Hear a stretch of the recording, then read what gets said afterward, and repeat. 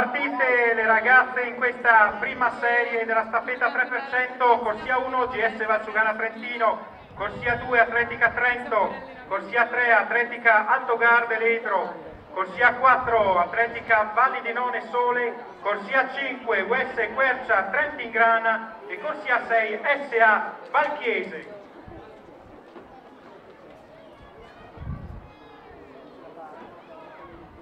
Ultimi 100 metri con il GS Valsugana Trentino in testa ed è bagarre per il secondo posto GS Valsugana che va a vincere e seconda piazza per l'SA Valchiese. Davide, a me quella della fin de maggio. Davide.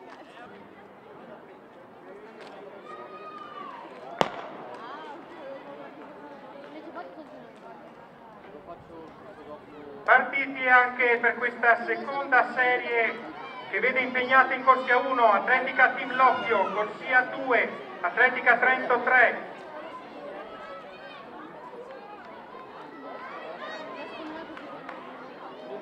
corsia 3 Atletica Trento 2, corsia 4 Atletica Valli di Cembra, corsia 5 Atletica Rotagliana e corsia 6 GS Trilacum.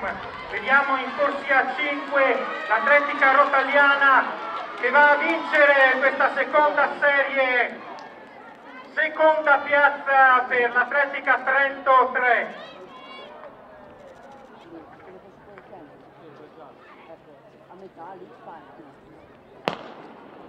Partita anche questa terza serie che vede in corsia 1 il GS Valsugana 2, corsia 2 per Valli di None Sole 3, corsia 3 per Valli di None Sole 4, corsia 4 per Atletica Altogarde Ledro 2, corsia 5 per US Quercia 2 e corsia 6 per Valli di None Sole 2.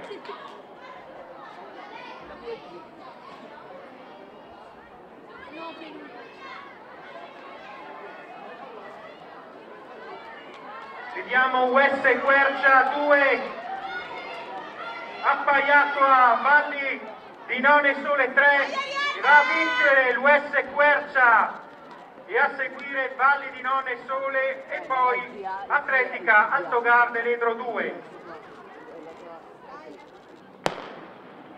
Partiti in questa quarta ed ultima serie della staffetta 3% ragazze, corsia 1 Atletica Valli di Cembra 2, corsia 2 per il GS Trilacum 2, corsia 3 per Atletica Rotagliana 2, corsia 4 per Atletica Altogarda e Ledro 3, corsia 5 per GS Trilacum 3 e corsia 6 per GS Trilacum 4.